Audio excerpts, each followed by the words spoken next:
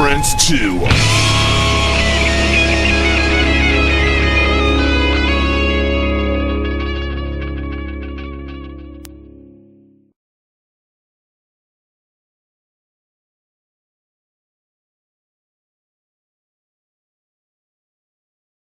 All right, this is BleachBANGS Music, and we are in Las Vegas, Nevada. We are sitting down with Broken Thumbs. What's going on, guys? Not much. How you doing? I'm doing great. You guys want to introduce yourselves and tell us what you do in the band? My name's David, and I sing. I'm Ryan. I play drums.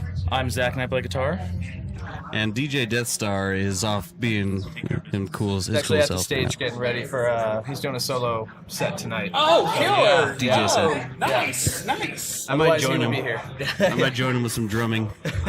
Good stuff. So I usually don't ask this, but where did Broken Thumbs come from? I hate asking that question with bands, but I cannot leave this one alone. Did you know when you came up with this name that you'd be getting it? It actually is a simple story. A band I was in before the Broken Thumbs came about was dissolving, and there was some bad blood and not a lot of communication. So by the end of it, one of the last texts I sent to the band was either you guys are just being jerks or all your thumbs are broken, because I couldn't get a response through text from anybody. So and it just kind of stuck and kind of became the Spark to ignite the spark that flame. ignited the Broken Thumbs. That's pretty cool. And it's That's- kind of opened up in meaning since then, you know. Yeah. It can apply, especially with the social media takeover, you know, like everything's a thumbs up or a like, you know, so Yeah, it's kind it's of... taken on its own identity since then. Yeah. Yeah. That's cool. That's cool. How does your guys' songwriting evolve? It's definitely different than any other band we've ever been in, the process anyway. It's usually one of us coming up with a part, either like I'll come up with the melody, or David will have a structure or something, or he'll have some lyrics, or, you know, all these little parts. And thankfully with technology nowadays, we can just kind of bounce all these ideas around. Gotcha. And then Zach will come in and he'll lay guitar over kind of what's pre-existing, or, you know, actually with some of the newer stuff, we're kind of trying to build out Around that. from a different direction. But Yeah. It's been different every time, and thanks to technology, we don't have to all be in the same place to write Well, that's songs. what I was about to Yeah. ask. Do you guys live in the same area? We or do live in you the same the area, but you know we back have and forth type other thing? 9-to-5s, and so we I send hear ya. tracks back and forth, and eventually make our way to the studio, where that's kind of how it ends up being a final product. Yeah, Gotcha. and it's interesting too, because we, for the most part, we get in and record the song and get it all mixed and mastered first before we're playing it live, because we're so electronically reliant. We got to get all that perfect and top Gotcha. notch Yeah, first. yeah, I you know, can see how that could bring on a whole different step. Yeah, so it's almost backwards from the standard like band getting in a room and jamming stuff Well, out. that We makes can sense. still do that. Yeah. You know, and that's how we come up with a lot of parts that we pull from, you know, when we're writing songs. But Well, that makes sense. it's been a learning process for all of us, for sure. So when you guys are writing a song, do you know that you've got a winner on your hands right away, or do you guys just keep on going until it feels right, or how does that work? Kind of, you know, we always have a handful of songs being written at any given time, a lot of ideas floating around. Right. But ultimately, as they progress, we kind of know which ones are going to move forward and which ones are not. Yeah. You know. Gotcha. Because sometimes they sound like winners in the beginning, and then as you progress, you're like, maybe put that on we'll the put shelf. this one on the back shelf. Yeah. Gotcha. But personally for me, when I first heard David's hook for Oxygen, I knew right away that was going to be something special. When I heard him singing that chorus, I was like, that song's going to... It's gonna kick some major Good stuff. butt. So do you guys have any pre-show rituals or superstitions that you do before a show? David usually takes a shot of whiskey I have to take a shot of whiskey Okay. before for every medicinal show. purposes, of course. Right. Yes. Right. Good for the throat. Right. Right. Yeah. I gotta take it. Yeah. We know a couple people that do that. It is part of the ritual. We weren't gonna bring it up. But yeah. Okay. For me, Code word. Yeah, exactly. Shot. for me, other than trying to just like warm up a little bit. You know, for me, I don't really have something I do every time. But how about you, Zach? Not so much. You know, sometimes kind of like David, I'll also have a shot or a drink before, just one, just kind of loosen up. And Right. then just makes me on stage, I'll say more fun, but just being able to be just that tiny bit more loose can, I feel, maybe open up your engagement to the crowd and audience to really Makes bring the sense. show So you're not alive. so tense. Exactly. Yeah. Yep. Cool. What is you guys' favorite song to perform live? For me, it would be Oxygen. That's Okay. one of my favorite. I think it comes off the strongest live. That's just my opinion. They may have a different opinion, but that's my personal favorite. Yeah, Oxygen's definitely. It's always going to be up there for me, probably. Our new one, The Sum, since it's fresh, that one's really fun to play. And then The City Eats off our Fight EP is a fun one to play. It's funny though, when we recorded it, I hated it. But, It wasn't a winner in your book. It wasn't, and the process was just whatever. But now it's one of my favorites. So. Yeah, I'd say definitely Oxygen, just because I come from kind of a metal background with my guitar playing, and that song I think is sneaky heavy.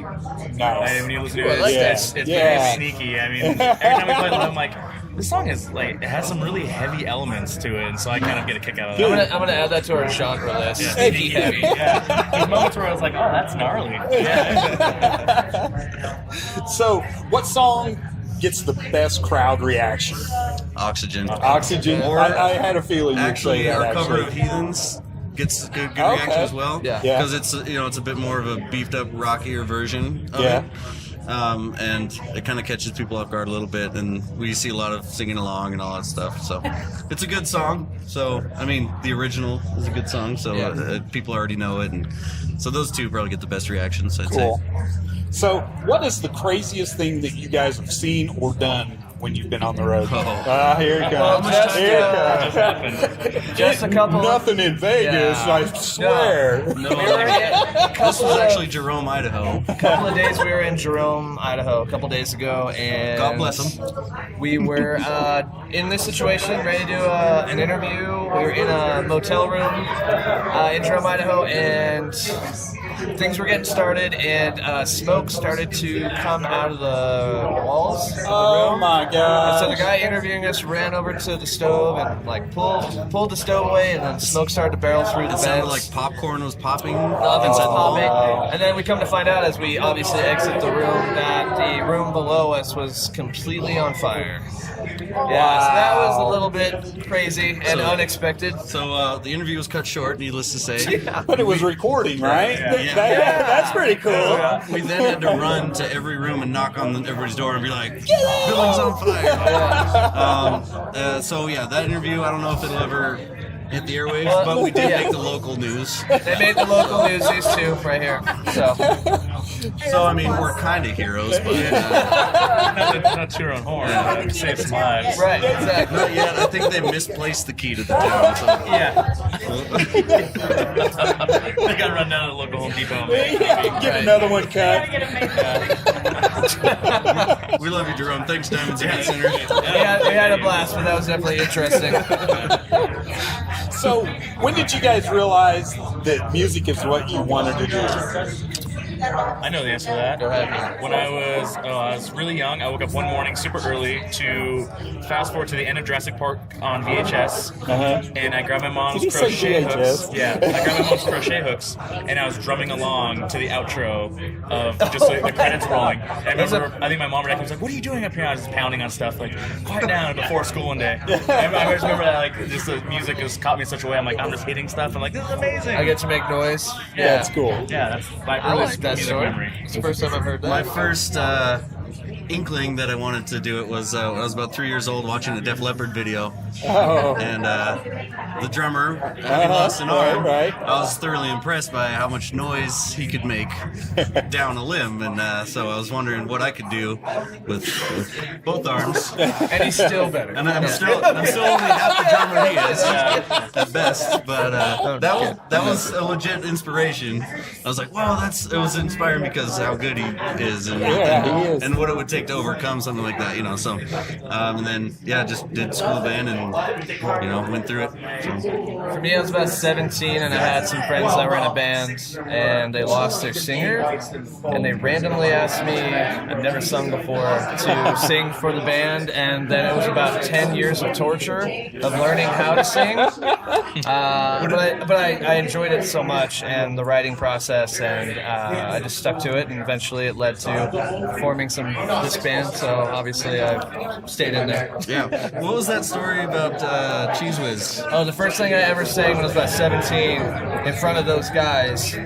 They said I sucked so bad it sounded like a cat choking on Cheese Whiz. Yeah. That's an amazing description. Yeah, Because you're like, very okay, I know visual. I can picture But they that. kept me in the band. No one else was around. That's all they had. We got nobody else. Yeah. Deal It added to their unique sound. It's definitely been a long road of self-taught.